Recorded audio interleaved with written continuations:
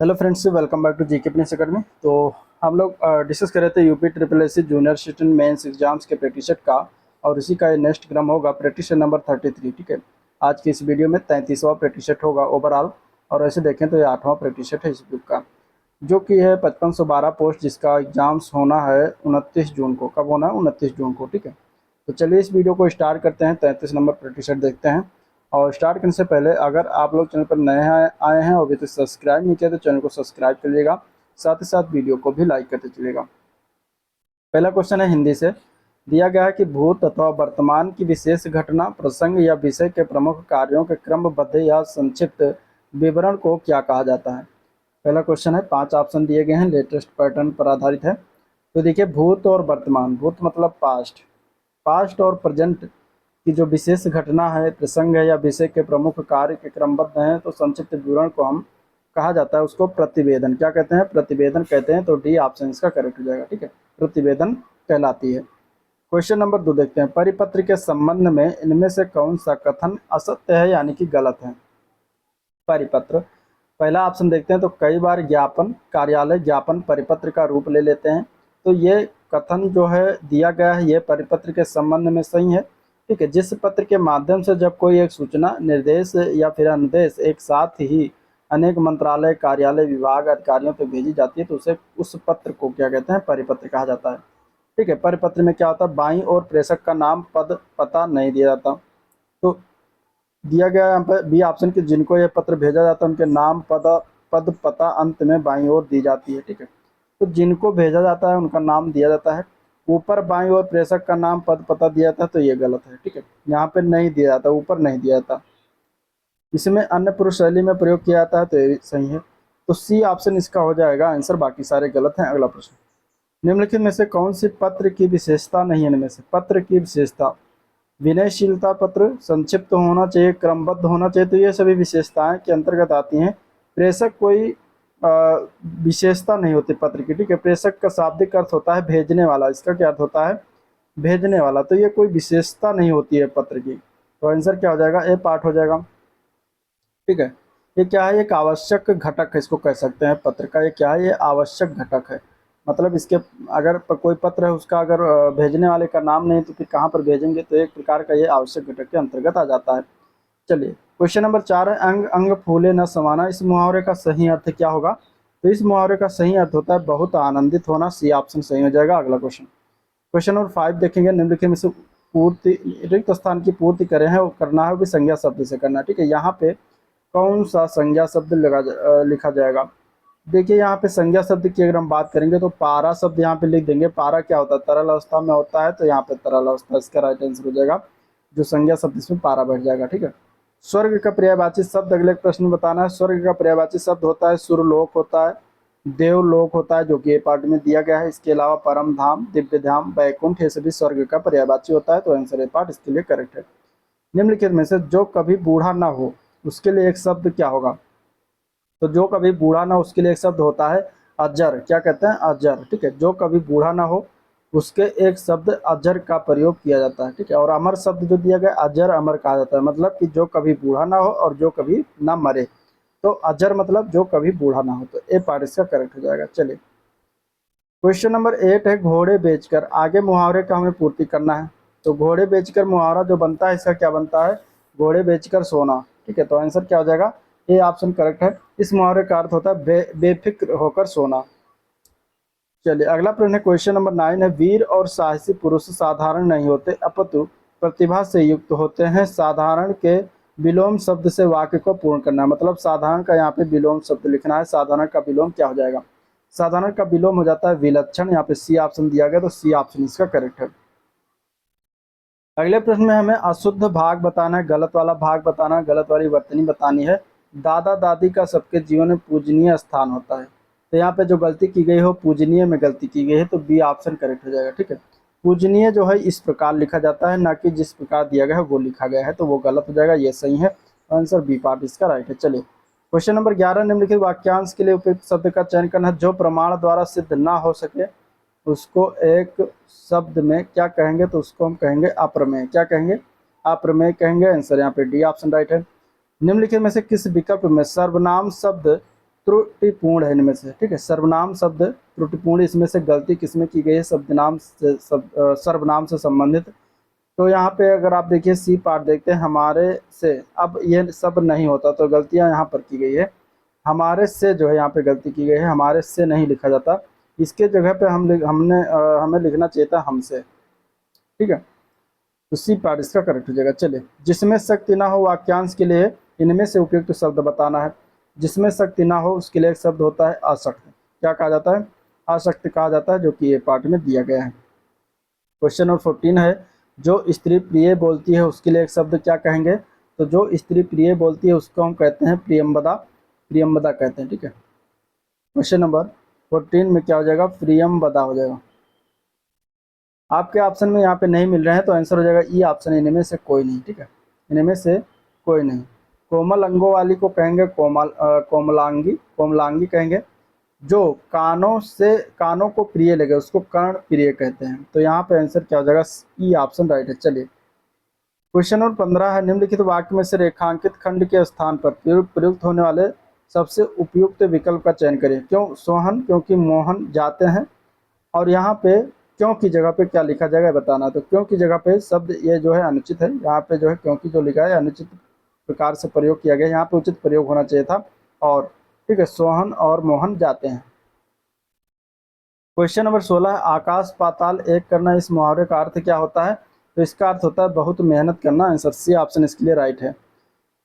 Question number 17 है, निम्नलिखित में से दिए गए अशुद्ध भाग का चयन करना है, ठीक है। अध्यापक ने आपकी अभ्यास पुस्तिका का अवलोकन करके देख लिया। यहाँ पे गलती कहाँ पर की गई है, तो अवलोकन करके देख जो लिखा हुआ है ये भाग गलत है, यहाँ पे होना चाहिए थे अवलोकन कर लिया, ठीक है। अवलोकन कर लिया, ये करके देख लिया है, ये गलत है, अवलोकन कर लिया है होना चाहिए था। राहुल का बेटा नित्य उन्नति की ओर अग्रसर है। अब उन्नति शब्द की अगर हम बात करेंगे तो रेखांकित शब्द है, इसका विलोम शब्द बताना है। उन्नति का विलोम शब्द क्या होता है, उन्नति का विलोम शब्द होता है अवनति, जो कि ए पार्ट में दिया गया, तो ए पार्ट इसका करेक्ट हो जाएगा। निम्न में से कौन सी बिजली शब्द का पर्यायवाची नहीं है, इनमें से बिजली का पर्यायवाची, बिजली का पर्यायवाची चंचला होता है, दामनी होती है, तड़ित होती है, लेकिन तटनी नहीं होती। तो तटनी ही आंसर हो जाएगा, क्योंकि हमें नहीं वाला बताना था। तटनी जो शब्द है किसका पर्यायवाची है, तो नदी का पर्यायवाची होता है, ठीक है। अगला प्रश्न है, दोहा छंद में कितने चरण होता है। तो दोहा छंद में 4 चरण होते हैं। तो आंसर हो जाएगा इसका डी ऑप्शन। अर्ध सममात्रिक छंद होते हैं ये। इसका प्रथम और तीसरे चरण में 13-13 मात्राएं और दूसरा चौथे चरण में 11-11 मात्राएं होती हैं। तो डी ऑप्शन इसका करेक्ट हो जाएगा। भाषा शब्द में शब्द और अर्थ की दृष्टि से सौंदर्य कौन उत्पन्न करता है, तो वो होता है अलंकार, ठीक है। अलंकार हो जाएगा। यहाँ पे अलंकार का शाब्दिक अर्थ होता है सजाने वाला। त्रिलोचन शास्त्री को हिंदी अकादमी का सलाहकार सम्मान कब प्रदान किया गया था। तो यह प्रदान किया गया था 1989-90 में। आंसर यहाँ पे हो जाएगा बी ऑप्शन इसका करेक्ट। नंददास इनमें से किस ग्रंथ के लेखक हैं। नंददास की अगर हम बात करेंगे तो ये लेखक हैं, इनमें से अगर देखा जाए तो किसी के नहीं होंगे। इन्होंने रचना की है रस मंजरी की। किसकी रचना की है, रस मंजरी की। तो यहाँ पे देखिए किसी में नहीं है, तो ई पार्ट हो जाएगा, इनमें से कोई नहीं, ठीक है। भाव विलास जो है इसके लेखक हैं देव, ठीक है। इसके लेखक कौन है, देव। ललित ललाम के लेखक का नाम है मतीराम, मतीराम, ठीक है। इसके बाद छत्रसाल दशक जो है इसके लेखक का नाम है भूषण। क्या नाम है, भूषण, ठीक है। तो इस प्रकार ये हो जाएगा। चलिए, योजक चिन्ह का सही उदाहरण इनमें से कौन सा होगा। योजक चिन्ह का सही उदाहरण बताना है। Question number 24। तो शिव जी और शिवेश भाई बहन है। योजक चिन्ह जो होता है ये भाई और बहन के बीच में जो लगा हुआ है यही योजक चिन्ह है। तो यहाँ पर आंसर क्या हो जाएगा, ये सही उदाहरण, बाकी सारे गलत हैं। तो आंसर यहाँ पे हो जाएगा इसका ए पार्ट करेक्ट है, ठीक है। चलिए, क्वेश्चन नंबर, निम्नलिखित में से बताना है, 4 विकल्पों में से चुनना है कि सही पूर्ण रूपेण वर्ण विच्छेद वाला कौन सा है। कृपण को कैसे वर्ण विच्छेद करेंगे सही रूप से। तो अगर हम डी देखते हैं, डी पार्ट, तो का, फिर रे, फिर अपा, फिर छोटा आ, फिर ल, फिर छोटा, इस प्रकार हम इसका सही रूप से वर्ण विच्छेद करेंगे। तो आंसर डी ऑप्शन करेक्ट हो जाएगा। शाह का उच्चारण स्थान क्या है। तो शाह, ये वाला शाह जो है इसका उच्चारण स्थान तालु है। आंसर बी ऑप्शन इसका करेक्ट है, ठीक है। क्वेश्चन नंबर 27 देखते हैं, इनमें से कौन सी गजानन माधव मुक्तिबोध द्वारा रचित रचना है। इनमें से तो गजानन माधव मुक्तिबोध द्वारा रचित रचना इनमें से 27 में देखेंगे तो अंधा युग जो है, अंधा युग, ये धर्मवीर भारती की जो है क्या है, रचना है। धर्मवीर भारती की रचना है। और हमें बताना क्या है क्वेश्चन में कि माधव मुक्ति बोध द्वारा रचित रचना नहीं है। ठीक है, नहीं पर देखिए ध्यान देना है, तो अंधा युग ही हो जाएगा क्योंकि यह धर्मवीर भारती की रचना है, तो आंसर ए पार्ट करेक्ट हो जाएगा। बाकी अन्य जो रचना है, चांद का मुंह टेढ़ा, भूरी भूरी खाक धूल, नए साहित्यकार का नए सौंदर्य शास्त्र, ये सभी क्या है, ये सभी जो है इनकी रचनाएं हैं। चलिए क्वेश्चन नंबर 28, निम्नलिखित में से बताना है कि पृथ्वीराज रासो किस लेखक की रचना है। पृथ्वीराज रासो जो है किसने लिखा हुआ है, ये लिखा गया है चंद्र बरदाई के द्वारा, तो आंसर यहाँ पे ए ऑप्शन करेक्ट हो जाएगा, चंद्र बरदाई। ठीक है, चलिए क्वेश्चन नंबर 29-30 है जो गद्यांश दिया गया है, इस गद्यांश को पढ़िएगा और फिर इसके बाद आप लोग क्वेश्चन पर आइएगा, वीडियो पॉज कर इसको पढ़ लीजिएगा, ये गद्यांश दिया गया है। ठीक है, क्वेश्चन 29 से गद्यांश है, चंबा का इतिहास और धर्म पर्यटन का कैसा मेल है। तो गद्यांश को पढ़ेंगे तो आंसर इसका निकल के आएगा ए पार्ट, मन को हरने वाला। ठीक है, आंसर क्या हो जाएगा, ए पार्ट, मन को हरने वाला। डॉक्टर बोगल ने चंबा का अचंभा कब कहा, तो चंबा के सौंदर्य को आत्मसात करने के बाद ही डॉक्टर बोगल ने इसे अचंभा कहा था, तो आंसर क्या हो जाएगा, बी पार्ट, वहां के सौंदर्य को आत्मसात करने के बाद। चलिए अब हम देखेंगे रीजनिंग के क्वेश्चन। ठीक है, वीडियो को लाइक कर दीजिएगा और चैनल को कर दीजिएगा सब्सक्राइब। 31 नंबर क्वेश्चन है कि एक निश्चित कूटभाषा में नेचर को NATURE, इसको लिखा जाता है MASUQUE, MAS। ठीक है, MASUQUE ये लिखा जाता है। तो हमें उसी कूट भाषा में ये जो अगला शब्द दिया गया है इसको हम कैसे लिखेंगे ये बताना। तो यहाँ पे देखिए, N से M, फिर A से A, फिर T से S, फिर U, फिर R से Q, फिर E से E। तो यहाँ पे बताना है, देखना है। देखिए N से M जाएंगे तो +1 क्या होगा, यहाँ पे 0 हो जाएगा, कोई विस्थापन नहीं। ठीक है, T से S अगर जाएंगे तो -1 होगा, फिर 0, फिर R से Q जाएंगे तो -1, फिर इसके बाद N से M भी आएंगे तो -1 ही होगा। ठीक है, और यहाँ पे 0, तो -1 फिर 0, -1 0, इस तरीके से घटाएंगे तो हम जो हमें बताना उसमें हम यही प्रक्रिया लागू कर देंगे, -1 0, -1 0, -1 0।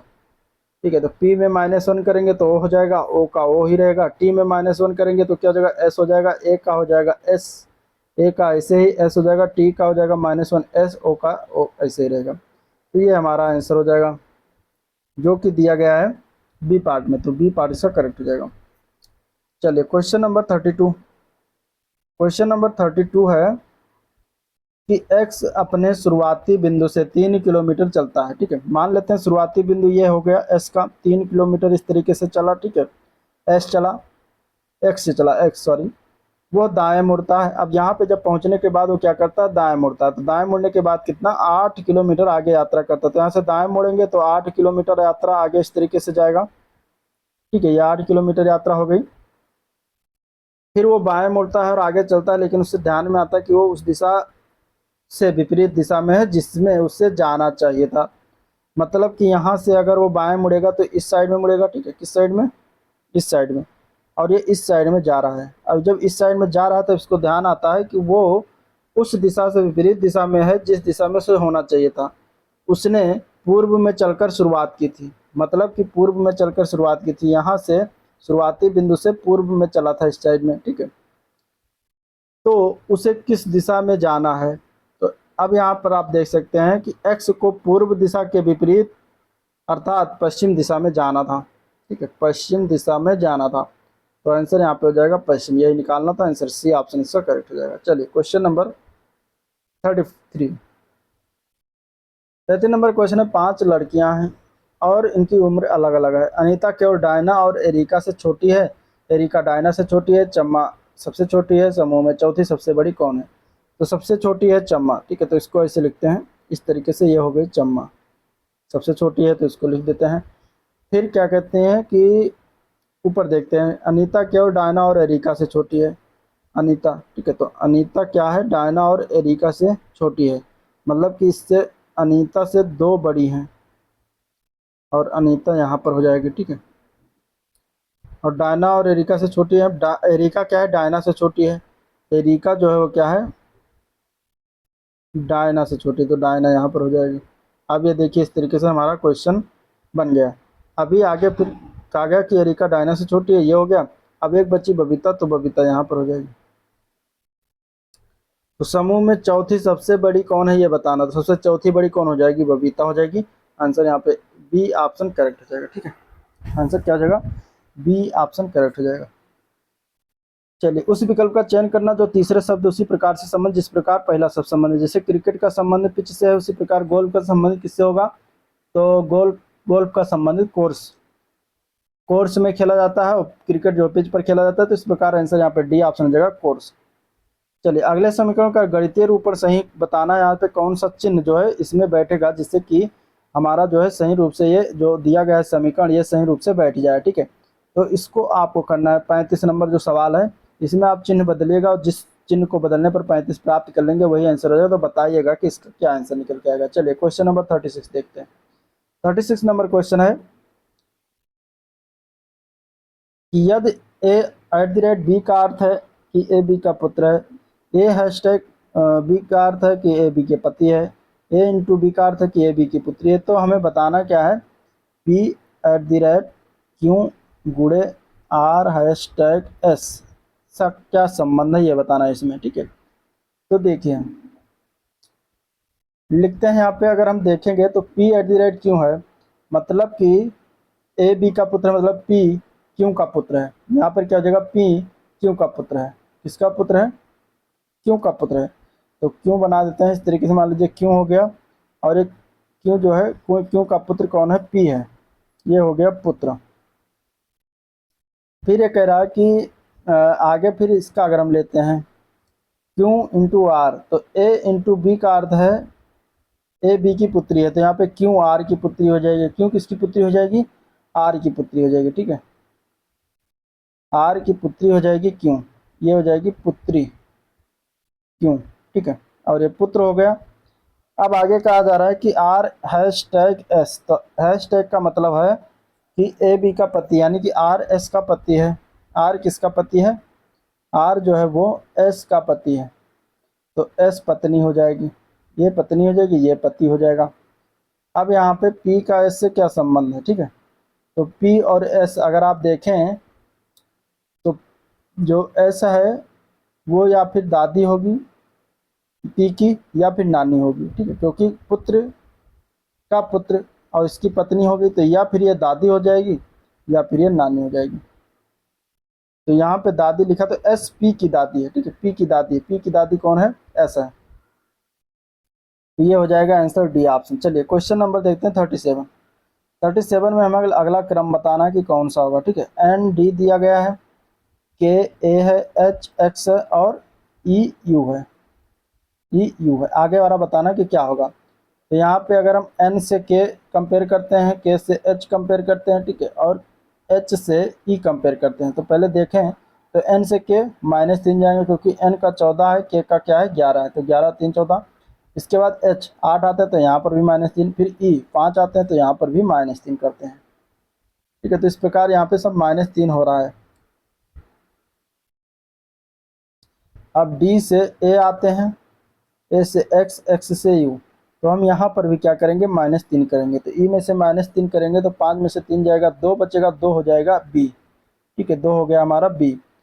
तो अब डी से ए आएंगे, डी से ए आएंगे तो यहाँ पर भी -3 होगा, ए से एक्स जाएंगे -3 होगा, एस से बी आएंगे -3 होगा। तो अगला वाला भी -3 करेंगे, वी से -3 करेंगे, और सॉरी ये यू है, यू से -3 करेंगे तो ये आर हो जाएगा हमारा, बी आर अगला क्रम प्राप्त हो जाएगा।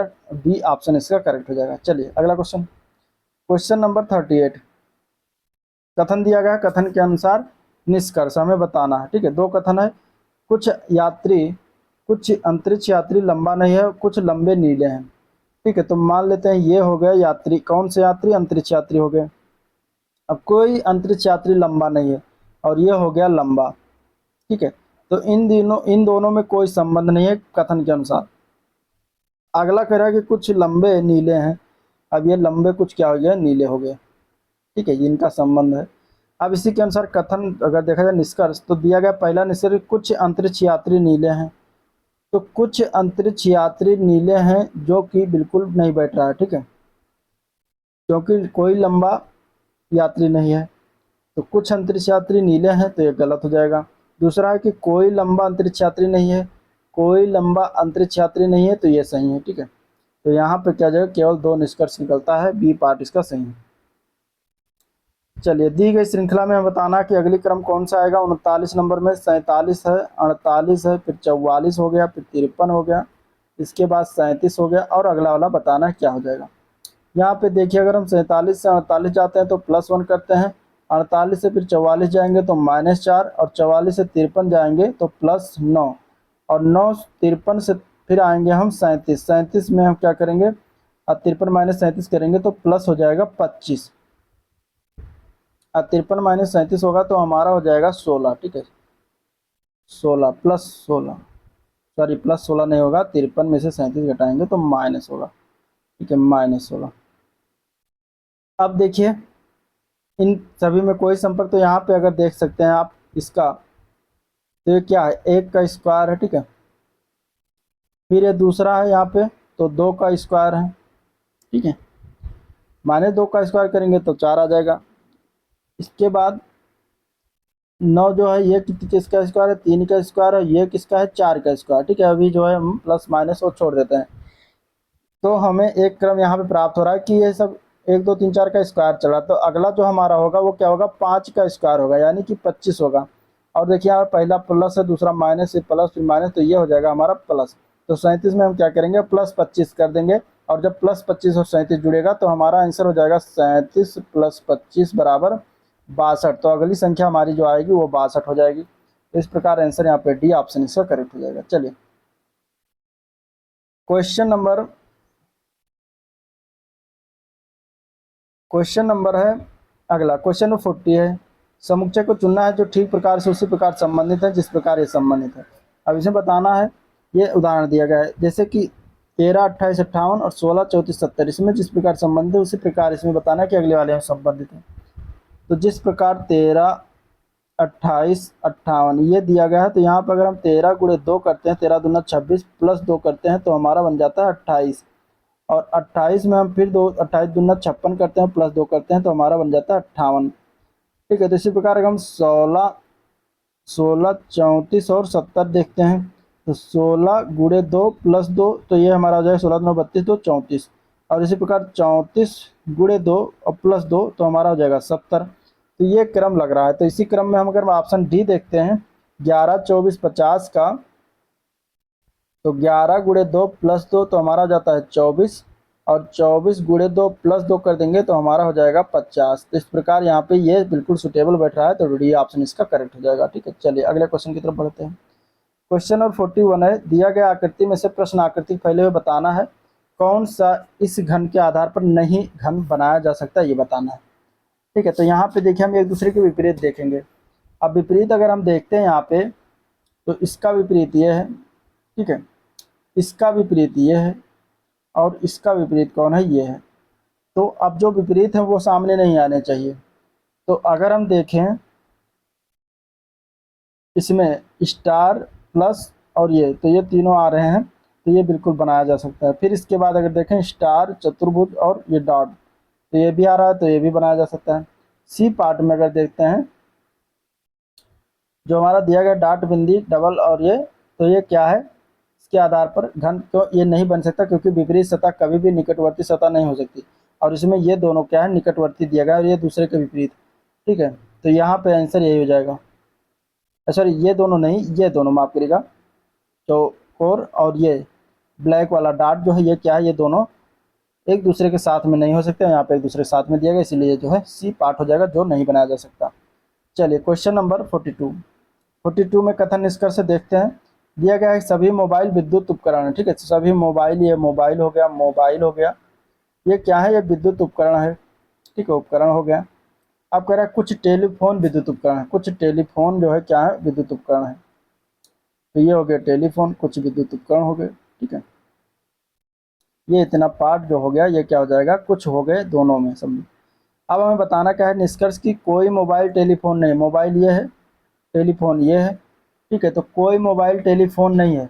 अब अगर आप देखिए, अब कुछ उपकरण क्या है, टेलीफोन है, और कुछ, अब जब कुछ उपकरण टेलीफोन और सभी मोबाइल उपकरण है, ठीक है, सभी मोबाइल उपकरण है, तो हो सकता है कि ये जो घेरा बना हुआ है, इसको निष्कर्ष अगर हम बनाते हैं तो एक प्रकार की ये पॉसिबिलिटी ये बन सकता है कि ये हो गया मोबाइल, ठीक है, निष्कर्ष का बना रहे हैं, ये हो गया मोबाइल और ये हो गया विद्युत उपकरण, ठीक है, ये क्या हो गया, उपकरण हो गया।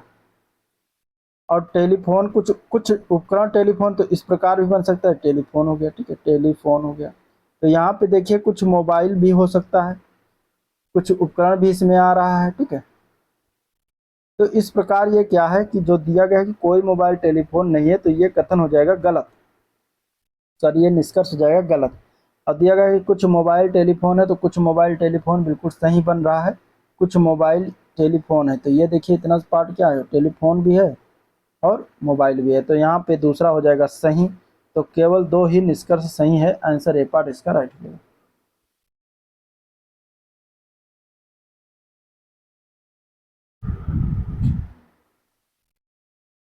चलिए अगले क्वेश्चन की तरफ चलेंगे, क्वेश्चन नंबर 43।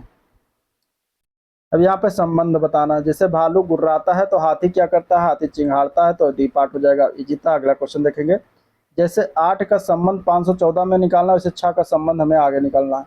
तो 8 का अगर हम क्यूब करते हैं प्लस इसमें 2 जोड़ते हैं, तो 8 का क्यूब हो जाता है 512, 2 जोड़ेंगे तो 514 हो जाता है। तो उसी प्रकार हम 6 का क्यूब करेंगे जो कि हो जाएगा 216, और इसमें 2 करेंगे तो हमारा हो जाएगा 218। तो हमारा यही राइट आंसर 218 हो जाएगा, जो कि बी पार्ट में दिएगा, बी पार्ट करेक्ट हो जाएगा, ठीक है। 45 में हमें दर्पण प्रतिबिंब बनाना है। इस साइड ये दर्पण जो बीच में रखा हुआ है MN, तो इधर क्या बनेगा, तो अगर हम इसे बनाते हैं तो सबसे नज़दीक वाला चिन्ह इधर बनेगा, फिर ये बनेगा, फिर ये बनेगा, फिर 3 बिंदी बनेगी। तो यहाँ पे आप देख सकते हैं 45 में कौन सा आकार बनेगा, तो यहाँ पे ऑप्शन देखिए ये, ठीक है। ऑप्शन अगर देखें 45 में, तो ए पार्ट जो बिल्कुल दिया गया है सही रूप से बना हुआ है दर्पण प्रतिबिंब, तो ए पार्ट इसका करेक्ट हो जाएगा। चलिए अब चलते हैं 46 नंबर। अब जीएस क्वेश्चन, 15 क्वेश्चन हो गया रीजनिंग का। अब जीएस का क्वेश्चन 15 देखिए, इनमें से किसने जहांगीर की जीवनी लिखी जो इकबाल नामा ए जहांगीरी के नाम से जानी जाती है, किसने लिखा ये बताना, ठीक है। तो ये लिखा गया है मुतामिद खान, मुतामिद खान थे, इन्होंने लिखा है जहांगीर की जीवनी, जो कि ये किस भाषा में लिखी गई है, फारसी भाषा, फारसी भाषा में इन्होंने लिखा हुआ है, तो ये याद रखिएगा, ठीक है। अगला प्रश्न है क्वेश्चन नंबर 47, निम्नलिखित में से किस मुगल बादशाह ने आगरा में शीश महल का निर्माण करवाया था। तो आगरा में शीश महल का निर्माण शाहजहां ने करवाया था, ठीक है। आंसर क्या हो जाएगा, डी ऑप्शन करेक्ट हो जाएगा। भारत टैक्स 2024 के संदर्भ में निम्न में से कौन सा कथन सही है। पहला है कि इसका उद्घाटन प्रधानमंत्री मोदी ने किया, दूसरा इसका आयोजन नई दिल्ली के भारत मंडपम में हुआ था, इसका आयोजन कपड़ा क्षेत्र की विभिन्न चुनौतियों पर विचार विमर्श किया गया था इसके आयोजन के लिए। तो यहाँ पे क्या सही है, तो तीनों सही है, तो आंसर हो जाएगा D part 1, 2 and 3। Lovlina Borgohain किस खेल से संबंधित है, ठीक है। अगला प्रश्न है, तो ये एक भारतीय मुक्केबाज हैं, ठीक है। तो यहाँ पे मुक्केबाजी दिया गया नहीं है ऑप्शन में, तो मुक्केबाज हो जाएगा इसका आंसर, जबकि हमारा ऑप्शन हो जाएगा ई पार्ट, इनमें से कोई नहीं, ठीक है। लवलीना जो है भारतीय मुक्केबाज हैं, जिन्होंने 2018 और 2019 के आईबा विश्व कप मुक्केबाजी चैंपियनशिप में कांस्य पदक जीता था, ठीक है। तो आंसर ई पार्ट इसका राइट है। नेक्स्ट क्वेश्चन, 2011 की जनगणना के अनुसार निम्नलिखित में से किस राज्य की जनसंख्या जो है सर्वाधिक रही है। तो वह है उत्तर प्रदेश की, आंसर डी ऑप्शन करेक्ट हो जाएगा। कोशिका भित्ति का प्रमुख कार्य क्या है, अगला प्रश्न बताना है। कोशिका भित्ति का प्रमुख कार्य होता है, यह कोशिका को आकार बढ़ाती है और दृढ़ता प्रदान करती है। तो आंसर क्या हो जाएगा, ए पार्ट करेक्ट हो जाएगा, ठीक है। कोशिका भित्ति निश्चित आकृति प्रदान करती है, कोशिका के नाजुक भीतरी भागों की सुरक्षा करती है, पौधों की कोशिका के भीतर जो है स्थिति बनाए रखती है। तो ये सारे कार्य जो है कोशिका भित्ति का कार्य होता है, ठीक है। चलिए क्वेश्चन नंबर 52 है, म्यांमार निम्नलिखित में से किस राज्य के साथ अपनी सीमा साझा नहीं करता इनमें से। तो यहाँ पे आंसर हो जाएगा बी ऑप्शन सिक्किम, ठीक है। सिक्किम जो है सीमा साझा म्यांमार के साथ नहीं करता। म्यांमार के साथ सीमा साझा करने वाले देश में अरुणाचल प्रदेश आ जाता है, ठीक है। अरुणाचल प्रदेश, मिजोरम, नागालैंड, मणिपुर, और ये जो है 4 प्रदेश आते हैं। तो यहाँ पे आंसर क्या हो जाएगा, सिक्किम, क्योंकि ये सीमा साझा नहीं करता। किसकी स्थापना सन 1867 में दादोबा पांडुरंग और उनके भाई आत्माराम पांडुरंग ने किया था, वो किसकी स्थापना किया गया था इनके द्वारा। तो इन्होंने किया था प्रार्थना समाज की स्थापना। तो आंसर क्या आ जाएगा, डी ऑप्शन करेक्ट हो जाएगा। ठीक है, क्वेश्चन नंबर 54 है, जनवरी 2024 में इनमें से किसे भारत रत्न सम्मान प्रदान करने की घोषणा की गई है? तो ये कर्पूरी ठाकुर को दिया गया इस बार। तो आंसर क्या आ जाएगा, बी ऑप्शन। ठीक है, 23 जनवरी 2024 को यह घोषणा किया गया था। सूचना प्रौद्योगिकी केंद्रों में निम्नलिखित में से सिलिकॉन वैली में कौन सा स्थित है? इनमें से सिलिकॉन वैली किसमें स्थित है ये बताना। तो ये हो जाएगा कैलिफोर्निया में। ठीक है, आंसर क्या आ जाएगा, कैलिफोर्निया अमेरिका का एक जो है, जहाँ पे अमेरिका का एक प्रदेश है जहाँ पे जो है सिलिकॉन का एक एकीकृत चिप बनाने की कंपनी के कारण इसे जो है सिलिकॉन नाम दिया गया, सिलिकॉन वैली। ठीक है, भारत के सिलिकॉन वैली के रूप में बेंगलुरु को जाना जाता है। इनमें से किसका उपयोग ऐसे मिश्रण को पृथक करने में करते हैं जो विघटित हुए बिना उबले हैं तथा जिनके घटकों के क्वथनांकों के मध्य अधिक अंतराल होता है? तो उनको कहा जाता है आसवन विधि। कौन सी विधि कहते हैं, आसवन विधि। आंसर यहाँ पे डी ऑप्शन राइट हो जाएगा। स्वर्गीय जगजीत सिंह एक लोकप्रिय संगीतकार और क्या थे? तो ये थे गजल गायक थे। ठीक है, आंसर क्या आ जाएगा, ए पार्ट गजल गायक थे। तो यहाँ पे आंसर क्या आ जाएगा, ए पार्ट करेक्ट हो जाएगा। जिम कॉर्बेट राष्ट्रीय उद्यान भारत के किस राज्य में स्थित है? तो ये यहाँ पे अगर देखा जाए तो ऑप्शन में मध्य प्रदेश दिया गया, पंजाब दिया गया, हिमाचल प्रदेश और उत्तर प्रदेश दिया गया। ठीक है, और ये अगर हम बात करें तो जिम कॉर्बेट राष्ट्रीय उद्यान जो है भारत का सबसे पुराना राष्ट्रीय पार्क है। 1936 में लुप्त प्राय बंगाल बाघ के संरक्षण के लिए हेली नेशनल पार्क के रूप में स्थापित किया गया था। ये उत्तराखंड जिले में स्थित है। तो उत्तर हो जाएगा ई पार्ट, इनमें से कोई नहीं। चलिए, क्वेश्चन नंबर 59 है, भारतीय संविधान का कौन सा अनुच्छेद समान नागरिक संहिता का निर्धारण करता है? तो वो अनुच्छेद 44 है। आंसर सी ऑप्शन हो जाएगा। अगला प्रश्न है, in the afternoon of time, ये जो है आत्मकथा पुस्तक है, किसके द्वारा लिखित है? ये लिखा गया हरवंश राय बच्चन के द्वारा। आंसर यहाँ पे सी ऑप्शन इसका राइट है। ठीक है, क्वेश्चन नंबर अगला देखते हैं, किस भारतीय राज्य ने 2024 के पहले दिन 108 स्थानों पर एक सामूहिक सूर्य नमस्कार करने का गिनीज रिकॉर्ड बनाया है? तो ये किया गया है गुजरात में। आंसर सी ऑप्शन इसका करेक्ट हो जाएगा। ठीक है, अगला प्रश्न है, निम्नलिखित में से किस नृत्य को एकहार के नाम से भी जाना जाता है जिसमें एक नर्तक एक ही नृत्य प्रदर्शन में कई भूमिकाएं निभाता है? तो उसको हम कहते हैं भरतनाट्यम के नाम से जानते हैं। ठीक है, तो भरतनाट्यम जो है दक्षिण भारत की एक लोकप्रिय नाट्य है। ठीक है, तो ये एक एकल नृत्य कला है जो कि ये तमिलनाडु में लोगों के द्वारा नाचा जाता है। ठीक है, अगला प्रश्न, अनुसूचित राष्ट्रीय अनुसूचित जात आयोग का नया अध्यक्ष इनमें से किसे बनाया गया है? उनका नाम है किशोर मकवाना। ठीक है, किशोर मकवाना को बनाया गया है। किशोर मकवाना को विजय सांपला के स्थान पर जो है बनाया गया है। नेक्स्ट क्वेश्चन देखते हैं, निम्नलिखित में से कौन सा शहर मुगलों का पहला नियोजित शहर था? इनमें से तो मुगलों का पहला नियोजित शहर इनमें से फतेहपुर सीकरी था। आंसर डी ऑप्शन करेक्ट हो जाएगा। ठीक है, इसका निर्माण 16वीं सदी के उत्तरार्ध में अकबर के द्वारा करवाया गया था। ठीक है, तो आंसर क्या हो जाएगा, यहाँ पे डी ऑप्शन करेक्ट है। चलिए, हिंदुस्तानी शास्त्रीय परंपरा में सबसे महान भारतीय गायकों में से भीमसेन जोशी जी थे, क्या थे? ये मतलब किस प्रदेश से बिलोंग करते हैं? तो ये कर्नाटक से बिलोंग करते हैं। इनमें से क्या एक इनपुट डिवाइस नहीं? कंप्यूटर क्वेश्चन आ गया। इनपुट डिवाइस इनमें से देखा जाए तो ट्रैक बॉल होता है इनपुट डिवाइस, लाइट पेन भी होता है, चुंबकीय स्कैनर भी होता है। प्लॉटर जो इनपुट डिवाइस नहीं होता। प्लॉटर क्या है, इनपुट डिवाइस नहीं होता, ये एक आउटपुट डिवाइस होता है। ठीक है, निम्नलिखित में से कौन सी एक कीबोर्ड पर टॉगल की होती है? टॉगल की यानी अगर हम बात करेंगे स्क्रॉल लॉक की, स्क्रॉल लॉक जो होता है ये एक कीबोर्ड पर टॉगल की होता है। आंसर यहाँ पे सी ऑप्शन इसका करेक्ट है। ठीक है, कौन सा डिवाइस इनपुट और आउटपुट दोनों के रूप में कार्य करता है इनमें से? तो वो डिवाइस है मॉडेम। ठीक है, मॉडेम जो होता है इनपुट और आउटपुट दोनों के रूप में काम करता है। मॉडेम मतलब मॉड्यूलेशन डीमॉड्यूलेशन, ये दोनों रूप में काम करता है। नेक्स्ट क्वेश्चन देखते हैं, 69 नंबर क्वेश्चन, निम्नलिखित में से कौन सी कुंजियां कंप्यूटर कीबोर्ड में टॉगल मोड में सिर्फ कार्य करती हैं? ठीक है, टॉगल मोड में कार्य करने वाली इसमें से कौन सी की हैं? तो वो हो जाएंगी कैप्स लॉक। आंसर यहाँ पे बी ऑप्शन इसका करेक्ट है। अगला प्रश्न है, किसी कंप्यूटर की कीबोर्ड में आमतौर पर फंक्शन कुंजियां कितनी होती है? ठीक है, अब इस वाले जो प्रैक्टिस सेट में इसमें आपको कीबोर्ड से संबंधित सारी चीज़ें हैं। यहाँ पे डी पार्ट हो जाएगा, 12 फंक्शन कीज होती हैं। कंप्यूटर माउस किस प्रकार का डिवाइस है? ठीक है, तो कंप्यूटर माउस जो है एक प्रकार का इनपुट डिवाइस है। आंसर ए पार्ट हो जाएगा। ट्रैक बॉल निम्नलिखित में से कौन सा उपकरण? तो अभी ऊपर बताया ट्रैक बॉल जो होता है एक इनपुट डिवाइस एक प्रकार का। आंसर क्या हो जाएगा, सी ऑप्शन। ठीक है, कंप्यूटर स्क्रीन पर दिखाई देने वाले ब्लिंकिंग सिंबल को क्या कहते हैं? तो उसको कहा जाता है कर्सर। आंसर सी ऑप्शन इसका राइट है। निम्नलिखित में से क्या हस्तलिखित और प्रिंटेड टेक्स्ट को डिजिटल इमेज बनाकर मेमोरी में स्टोर करता है? तो वो है स्कैनर। आंसर सी ऑप्शन इसके लिए राइट है।